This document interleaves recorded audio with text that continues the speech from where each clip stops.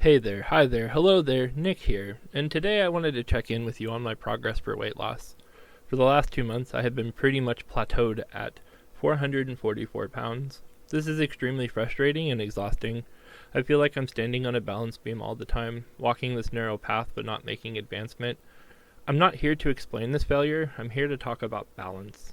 About how do I keep going even without success. Only so much focus can be used on balance. I look at it as there's only so much energy that I have per day, like an energy bar in a video game that runs out, and then I'm done. I feel tired many days, emotionally struggling to make it to the next day. It's even harder when things in my life change. Work suddenly increasing the cost of services or policies can really set me back, as even the little things are enough to disrupt the balance that I have going on. I really don't feel like I have much flexibility. Have also started to notice that when I feel powerless in my life, this balancing act becomes that much harder. The reason I'm talking about this is that not handling this balance when I feel so powerless and overwhelmed leads me to inaction. I feel horrible about myself from this, the internal self-talk being extremely negative. From this self-talk, I then allow myself to make poor choices because I'm a fat lazy slob anyways, right? Well, this is a cycle, and if you get caught up looking at the cycle, you fail to realize that it still comes down to choice. I'm still making the choice to talk shit to myself. Would I talk to others like this? No.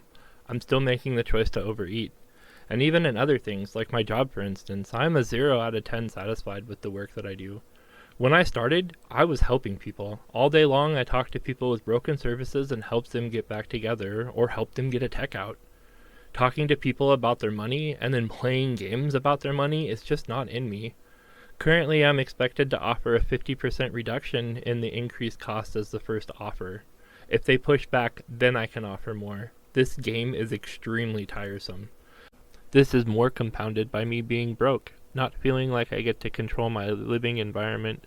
While I am extremely grateful for my family taking care of us, there is a bunch of cost to living with family that is not monetary. Would the conversations hit differently if I felt money was balanced in my life? I am not really a gambling man, but I would wager a paycheck that it would.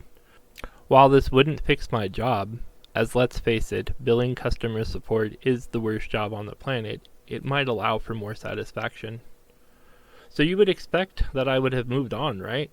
Found something else if I was this unhappy. I always thought it was because I was lazy I stayed. It's easier, right? However, with time, I am realizing it's due to trauma from my childhood that isn't managed or been fully recognized by me. This leaves me in a spot where I don't act proactively because of how helpless I feel. They call this state survival mode. And in my next video of improving Nick's mental health, I'm going to go over what this is and how I'm trying to overcome it. Today, though, I'm here to focus on my journey to this point and not skip you ahead along in my story. You might not realize it, but understanding that I was even in this game of balance of life was a realization. This was step one, purely accepting that this was forever a part of my life. You might think, oh Nick, that's so silly. However, you are always a child at heart, and this child side of me has some false ideas about life that the adult side just never really corrected. For me, it really feels like I have two people in me, child Nick and adult Nick. Balancing between these two people really is the game of life. The adult side really needs to be making choices and actions while holding the hand of the child and reassuring it that everything is going to be okay and you are no longer in the environment of your childhood. I'm not really good at that though. I'm much better at beating myself up with all of my failures than assuring myself that anything I'm doing is okay. So here it goes. Nick, you're going to be okay. You are smart and work for your goals. You are working at understanding why you are failing so you can make steps to improve, and that's the best anybody can ask for. I have to say, writing these words down and reading them, I don't believe my own words. They feel hollow even when they are real. It's hard to give myself praise. However, this is really the only way forward. Changing how I talk to myself is the only way I can fix low confidence. How can I be confident if I'm not even my own friend? Well, see you next time, buddies.